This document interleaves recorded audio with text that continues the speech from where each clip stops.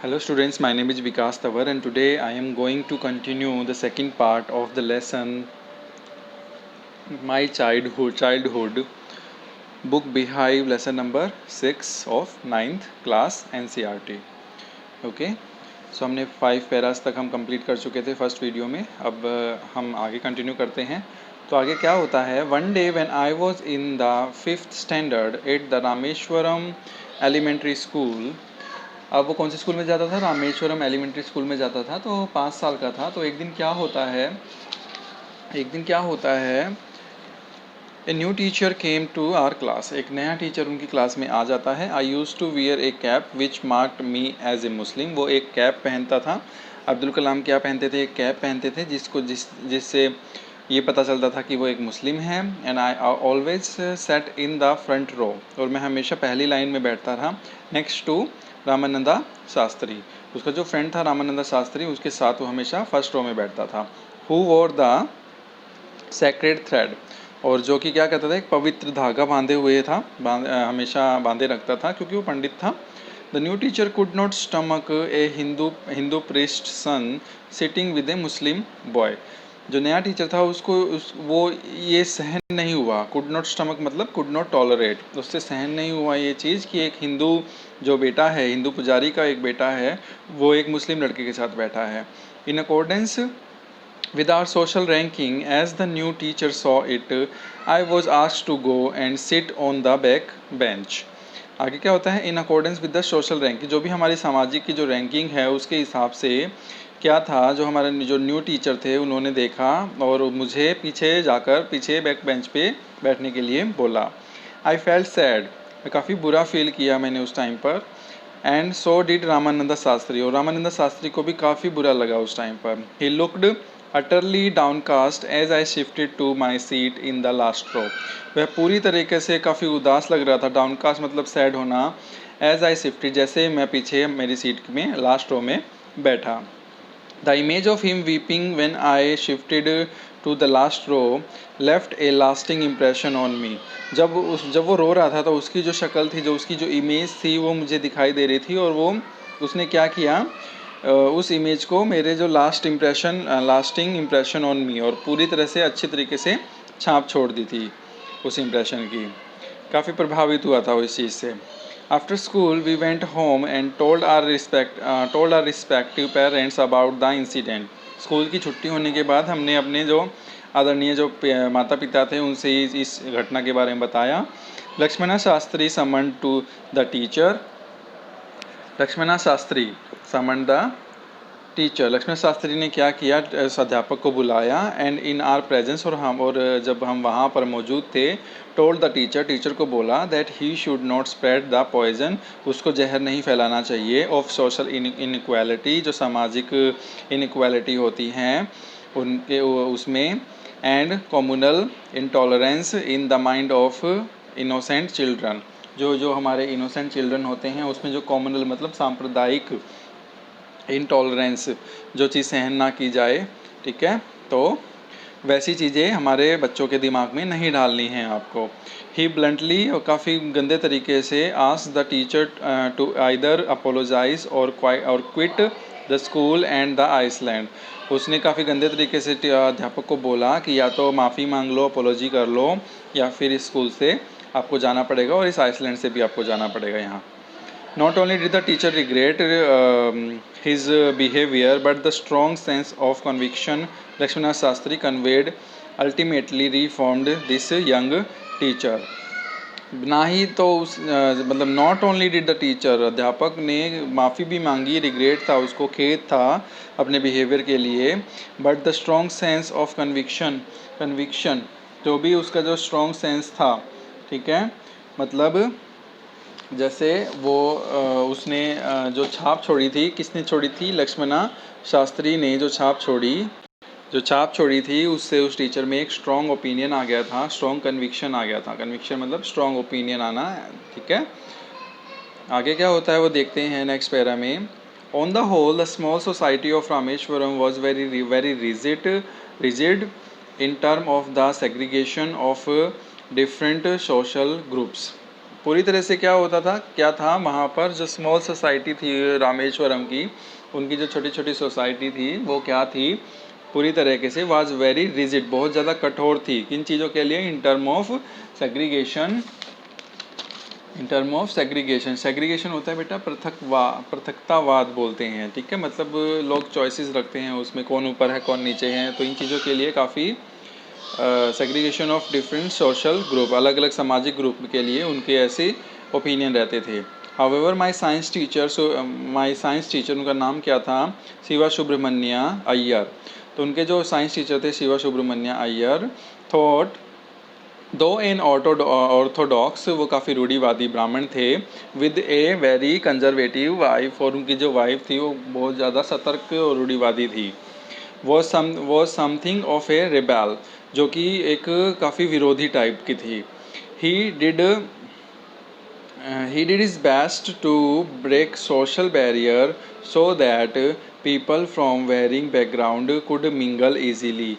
He did his best, उसने अपना बहुत बेस्ट अपना तरीका अपनाया था क्या करने के लिए, to break the social barrier, जो सामाजिक बैरियर्स होते हैं, सामाजिक जो अड़चनें होती हैं उनके लिए, तो उनके लिए उसने काफ़ी मेहनत करी थी और सारी उसने बैरियर्स तोड़ दिए थे, अड़चनें तोड़ दी थी उसने, ताकि लोग आसानी से एक दूसरे से मिंगल हो सके, मिलजुल सके, मिक्स हो सके।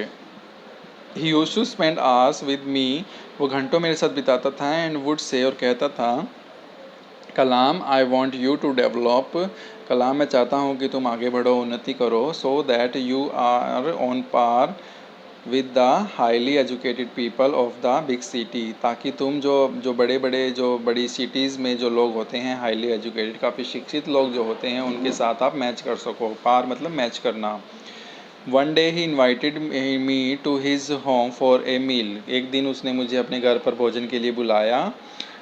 आगे क्या होता है, his wife was horrified at the idea of a Muslim boy being invited to the dine in her ritual pure kitchen. उसकी वाइफ काफ़ी डर गई थी उस टाइम भैया को, काफ़ी हॉरिफाइड हो गई थी वो। क्यों हो गई थी, क्योंकि एक मुस्लिम बॉय को उसका जो रिचुअल प्योर किचन होता है, मतलब का प्योर किचन मतलब cap protected from all outside influences, तो वो नहीं चाहती थी कि ऐसा कोई इंसान मेरे किचन में आए। She refuse to serve me in her kitchen, और उसने मुझे अपने किचन में आने के लिए मना कर दिया था। Shiva Subramaniam Iyer was not perturbed, nor did he get angry with his wife, but instead served me with his own hand and sat down beside me to eat his meal. आगे क्या होता है, जो शिवा सुब्रमण्यम अय्यर होता है वो क्या करता है, वो ना तो परेशान होता है, परचड़ मतलब परेशान होना, और ना ही वो अपनी वाइफ के ऊपर शाउट करता है, उसको धमकाता है, नहीं धमकाता, बल्कि वो क्या करता है, वो उसको कलाम को अपने साथ बिठाकर अपने पास और भोजन के लिए अपने साथ वो खाना खिलाने लग जाता है। His wife watched us from behind the kitchen door. उसकी वाइफ जो थी वो दरवाजे के पीछे से देख रही थी रसोई के। I wondered whether she had observed any difference in the way I ate rice, drank water or cleaned the floor after the meal. मैं चकित हो गया था, कहीं वो ये चीज़ तो नहीं देख रही है कि मैं किस तरीके से खाना खा रहा हूँ, और किस तरीके से मैं अपने हाथ धो रहा हूँ, और किस तरीके से मैंने चावल खाए, और किस तरीके से मैंने खाना खाने के बाद उस फर्श को साफ़ किया। When I was leaving his house, जब मैं उसका घर छोड़ रहा था, जा रहा था वहाँ से, तो Shiva Subramanya Iyer invited me to join him for dinner again. कब, द नेक्स्ट वीकेंड, और अगले वीकेंड मुझे फिर से डिनर के लिए सुब्रमण्यम ने क्या किया, इनवाइट किया, ठीक है। ऑब्जर्विंग माई हेजिटेशन ही टोल्ड मी, आगे क्या होता है, हाँ, he told me not to get upset, saying once you decide to change the system, such problem have to be confronted. Observing my hesitation, वो काफ़ी परेशान हो जाता है अब्दुल कलाम, मतलब हेजिटेट हो जाता है, काफ़ी शर्माने लग जाता है। ही टोल्ड मी, फिर वह बोलता है कि आप अपसेट मत हो, अब्दुल कलाम को बोला जाता है कि आप अपसेट मत हो, और ये बोलते हैं once you decide to change the system, जब आप सिस्टम को चेंज करना चाहते हो, such problems have to be confronted. Confronted मतलब सामना करना, ऐसी ऐसी प्रॉब्लम आपको सामना ज़रूर करनी पड़ेगी। When I visited his house the next week, जब मैं अगले हफ्ते उनके हाउस पर गया, घर पर गया, Shiva Subramaniam Iyer's wife took me inside her kitchen, मुझे अपने किचन के अंदर लेके गई, and serve me food with her own hand, और मुझे अपने हाथों से उसने खाना खिलाया, खाना सर्व किया, जैसे कि ये फ़ोटो में आपको दिखाई दे रहा है। ठीक है, ये कैप वाले जो इंसान है वो अब्दुल कलाम जी हैं। ठीक। Then the second world war was over and India's freedom was imminent. Second world war क्या हो गया था, ख़त्म हो गया था उस टाइम पर, और इंडिया की जो जो फ्रीडम थी वो क्या थी, तय थी। इमिनेंट मतलब तय होना। Indians will build their own India, declare Gandhi ji. Gandhi ji ने ये डिक्लेयर कर दिया था कि जो इंडियंस हैं, जो इंडिया में रहने वाले हैं, वो अपना एक नया इंडिया बनाएंगे।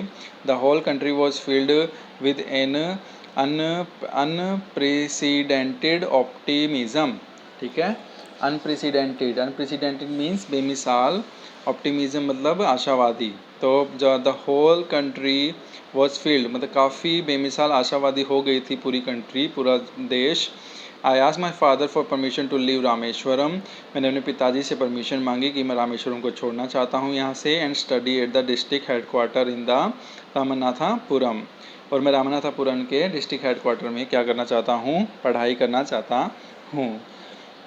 लास्ट में क्या होता है, he told me as if thinking aloud, उन्होंने मुझे बोला, मतलब अब्दुल कलाम के पिताजी ने बोला कि काफ़ी सोच कर कि Abul, I know you have to go to grow, मुझे पता है कि तुम यहाँ से ये जाना चाहते हो आगे बढ़ने के लिए।